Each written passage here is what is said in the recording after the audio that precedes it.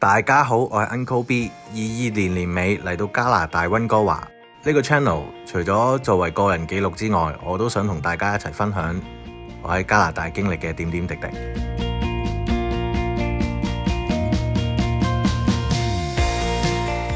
Jet lag咗幾日，呢個係我嚟加拿大第一個去嘅地方 Britannia Shipyard National Historic Site。咁呢個係我哋當時仲未有車啦，亂咁行發現嘅景點嚟嘅，梗係行 Stephenson 呢個漁人碼頭嗰邊，諗住食呢個炸魚薯條啦。咁但係未揾到炸魚薯條之前咧，就先揾到呢個地方。原來呢個地方咧又好神奇地咧，就同我哋啱啱嚟到呢個移民身份啊，十分有共鳴。呢個係一個咩地方咧？就最主要係當時 Stephenson 攞嚟做船同埋做一啲食物罐頭、魚類罐頭嘅一個建築群啊。早於1885年咧就已經建成咗喺呢一度噶啦，呢一紮唔同嘅住嘅屋啦、工廠啦、船澳啦，咁入邊咧係有中國人、有歐洲人、有當地嘅土著啦、原住民啦、First Nations 嘅人啦，有日本人啦。咁你見到畫面呢一個屋入邊咧，就係一個叫穆拉卡米山啊。差唔多可以話第一代嘅日本人移民到溫哥華呢個地方嘅。咁當時有唔同嘅文化同族裔嘅人一齊工作啦，亦都十分之加拿大啊！呢件事，加拿大本身係完全係一個移民國家、移民地方。除咗 First Nations 嘅人係原住民之外咧，全部人都係移民過嚟嘅。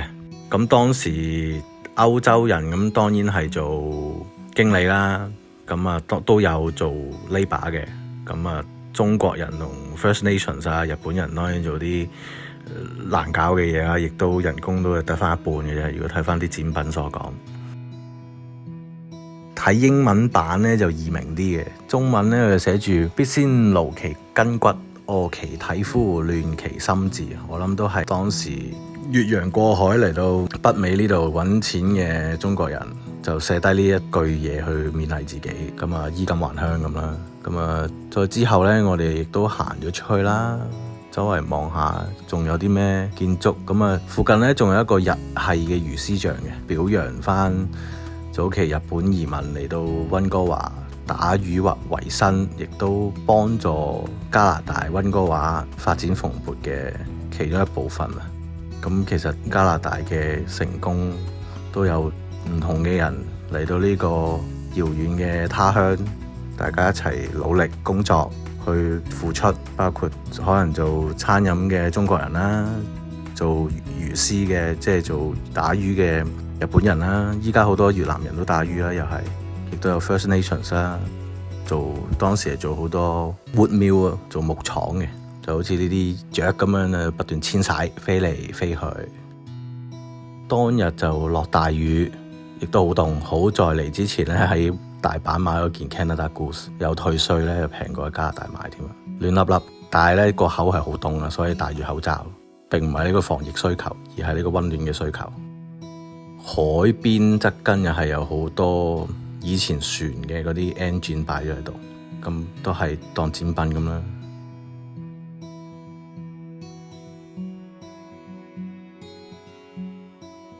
轉眼一睇呢，我哋又再去到呢個 Stephenson Tram 嘅呢個 museum 啦。以前呢，就係一個 tram station 嚟嘅，最早期講緊1800幾年啦。加拿大本身都唔係好多人嘅，咁係最主要係美國獨立之後啦，好多親英嘅人士咧嘅白人咧就移居咗加拿大呢邊，溫哥華呢邊 British Columbia 呢邊。咁早期來回溫哥華本土同埋講緊 Richmond 呢啲地方咧，都係坐一啲所謂 wagon coach， 即係如果睇啲西部牛仔片咧，就係嗰啲隻馬拉住一架有帆布冚住嘅車，咁啊十分之蹬嘅，咁樣由溫哥華去到列治文市，有公共交通工具來往溫哥華同埋列治文咧就更加方便啦。同埋當時啲人啊，其實真係非常之窮，呢度寫住用一個薯仔啊就可以換程車翻嚟。咁呢個電車路面電車咧，早期都係馬拖嘅。咁啊睇埋呢個水牌咧，就寫住4個人就5仙啊，都唔係好明點樣4個人5線夾埋一齊俾錢坐車。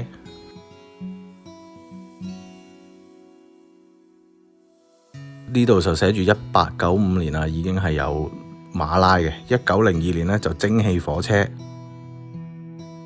到1905年呢就去到電氣化啦。咁所以其實電氣化係好早嘅事嚟嘅。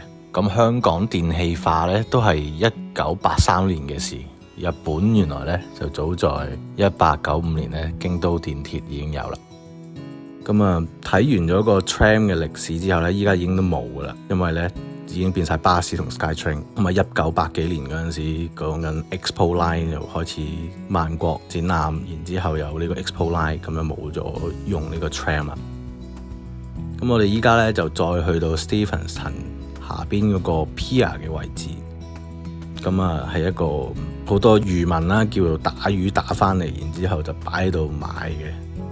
咁冬天就少好多人，好多遊客啦。第一，咁啊自然就少好多人喺度擺賣。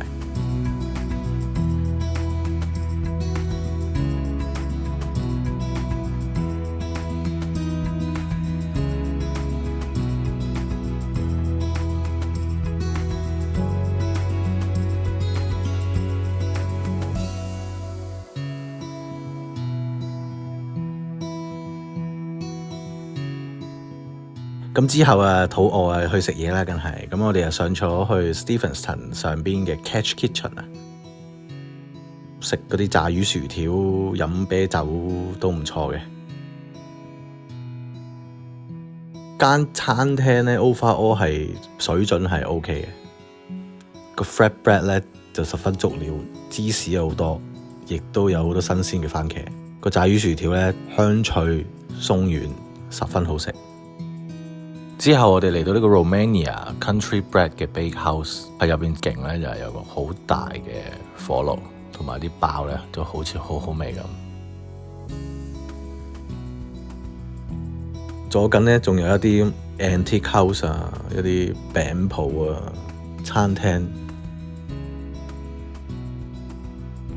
咁啊，亦都之後咧，我哋亦都誤打誤撞咧，就去到呢一個 post office。本來諗住寄 postcard 嘅啫，點知原來咧呢一個建築咧，同時亦都係第一間喺 Stephenson 嘅 CIBC 銀行咧嘅本部嚟嘅。咁依家已經變咗一個 post office， 但係入邊咧都有少少唔同關於 Stephenson 嘅歷史啊，或者呢個 bank 嘅歷史嘅東西。好，咁今集講住咁多先，大家記得 comment、like、share 同 subscribe。我哋下次再見，拜拜。